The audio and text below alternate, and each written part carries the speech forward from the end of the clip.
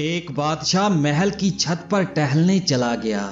ٹہلتے ٹہلتے اس کی نظر محل کے نزدیک ایک گھر کی چھت پر پڑی جس پر ایک بہت خوبصورت عورت کپڑے سکھا رہی تھی۔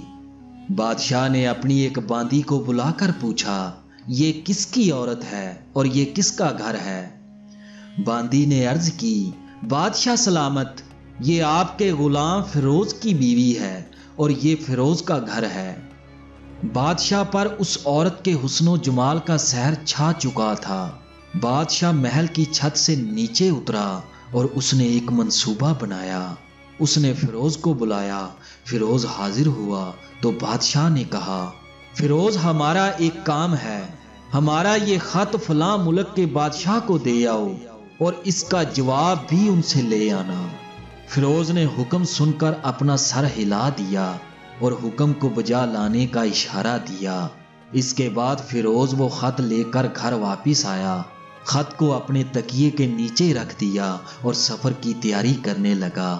رات گھر میں گزاری اور صبح منزل مقصود کی طرف روانہ ہو گیا۔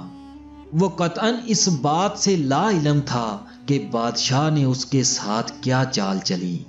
ادھر فیروز جیسے ہی نظروں سے اوجھل ہوا، بادشاہ چپکے سے فیروز کے گھر پہنچا اور اس کے دروازے پر دستک دی۔ فیروز کی بیوی دروازے پر آئی۔ اس نے پوچھا، کون ہے؟ بادشاہ نے جواب دیا، میں تمہارے شوہر کا مالک بادشاہ ہوں۔ تو اس نے دروازہ کھول دیا۔ بادشاہ اندر آ کر بیٹھ گیا۔ فیروز کی بیوی نے حیران ہو کر پوچھا، آج بادشاہ سلامت ہمارے غریب خانے پر؟ بادشاہ نے کہا، میں یہاں مہمان بن کر آیا ہوں۔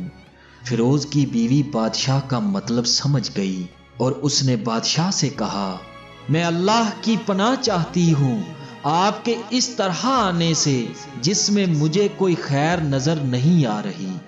بادشاہ نے جب یہ سنا تو بادشاہ نے غصے میں کہا، اے عورت، کیا کہہ رہی ہو تم؟ شاید تم نے مجھے پہچانا نہیں، میں تمہارے شوہر کا مالک ہوں، میں بادشاہ ہوں۔ فیروز کی بیوی نے کہا، بادشاہ سلامت، میں جانتی ہوں کہ آپ ہی بادشاہ ہیں، لیکن بزرگ کہہ گئے ہیں، شیر کو اگرچہ جتنی بھی تیز بھوک لگی ہو لیکن وہ مردار تو نہیں کھانا شروع کر دیتا۔ اور پھر کہا، بادشاہ سلامت، تم اس کٹورے میں پانی پینے آ گئے ہو جس میں تمہارے کتے نے پانی پیا ہے۔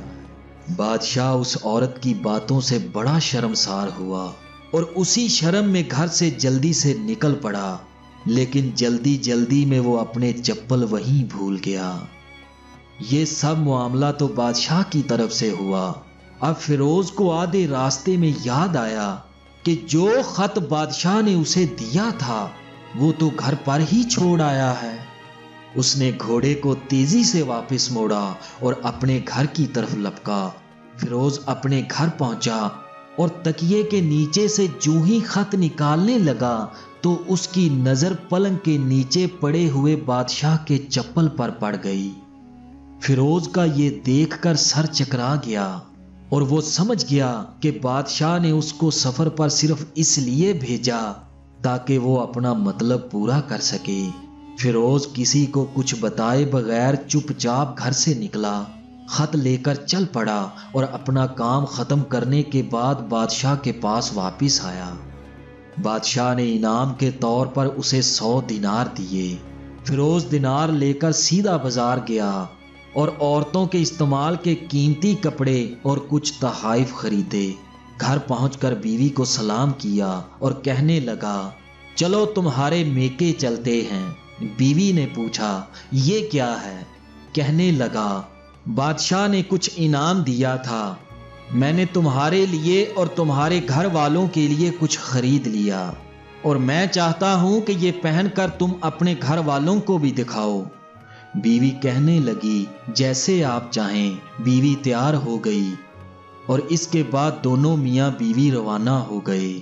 جب فیروز اپنے سسرال پہنچا تو اس کے سسرال والے اپنے داماد اور بیٹی کو دیکھ کر بہت خوش ہوئے اور ان کے لائے ہوئے تحائف کو دیکھ کر بھی خوش ہوئے۔ فیروز بیوی کو چھوڑ کر واپس آ گیا اور 1 مہینہ گزرنے کے باوجود اس نے بیوی کی کوئی خبر گیری نہ لی۔ پھر کچھ دن کے بعد اس کی بیوی کا بھائی اس سے ملنے آیا اور اس سے کہنے لگا، میاں لگتا ہے تم ہماری بہن کے ساتھ ناراض ہو۔ اگر ایسا ہے تو ہمیں ناراضگی کی وجہ بتاؤ۔ اگر تم کچھ بھی نہیں بتانا چاہتے تو ہم تمہیں قاضی کے سامنے پیش کریں گے۔ فیروز نے کہا، جیسا تم چاہو کر لو، لیکن میرے ذمے اس کا ایسا کوئی حق باقی نہیں جو میں نے ادا نہ کیا ہو۔ وہ لوگ اپنا معاملہ لے کر قاضی کے پاس گئے تو قاضی نے فیروز کو بھی بلوا لیا۔ قاضی اس وقت بادشاہ کے پاس بیٹھا ہوا تھا۔ لڑکی کے بھائیوں نے کہا، اللہ بادشاہ سلامت اور قاضی القضاء کو قائم و دائم رکھے۔ قاضی صاحب، ہم نے ایک سرسبز باغ، درخت پھلوں سے بھرے ہوئے اور ساتھ میں میٹھے پانی کا کنواں اس شخص کے حوالے کیا تھا، تو اس شخص نے ہمارا باغ اجاڑ دیا، سارے پھل کھا لیے، درخت کاٹ لیے اور کنویں کو خراب کر کے بند کر دیا۔ قاضی صاحب نے فیروز کی طرف متوجہ ہو کر پوچھا، ہاں بھائی تم کیا کہتے ہو اس بارے میں؟ فیروز نے کہا، قاضی صاحب، جو باغ مجھے دیا گیا تھا وہ اس سے بہتر حالت میں نے انہیں واپس کیا ہے۔ قاضی صاحب نے پوچھا، کیا اس نے باغ تمہارے حوالے ویسی ہی حالت میں واپس کیا ہے جیسے پہلے تھا؟ تو لڑکی کے بھائیوں نے کہا، ہاں ویسی ہی حالت میں واپس کیا ہے، لیکن ہم اس سے باغ واپس کرنے کی وجہ پوچھنا چاہتے ہیں۔ قاضی صاحب نے فیروز کی طرف متوجہ ہو کر کہا، اب تم کیا کہنا چاہتے ہو اس بارے میں؟ فیروز نے کہا، قاضی صاحب، میں نے باغ کسی بغض یا نفرت کی وجہ سے نہیں چھوڑا، بلکہ اس لیے چھوڑا کہ ایک دن میں باغ میں آیا تو اس میں نے شیر کے پنجوں کے نشان دیکھے، تو مجھے خوف ہوا کہ شیر مجھے بھی کھا جائے گا، اس لیے شیر کے اکرام کی وجہ سے میں نے باغ میں جانا بند کر دیا۔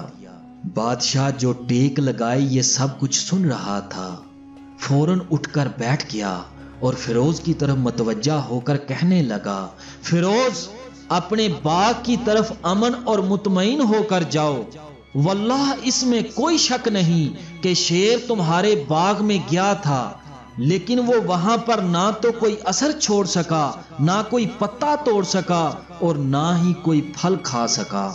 وہ وہاں پر تھوڑی دیر رکا ضرور، مگر مایوس ہو کر لوٹ آیا، اور خدا کی قسم میں نے کبھی تمہارے جیسے باغ کے گرد لگی مضبوط دیواریں نہیں دیکھیں۔ یہ سن کر فیروز اپنے گھر لوٹ آیا۔ وہ اپنی بیوی کو واپس لے آیا اور اس کے ساتھ ہنسی خوشی زندگی گزارنے لگا۔ نہ تو قاضی کو پتا چلا اور نہ ہی کسی اور کو کہ ماجرا کیا تھا۔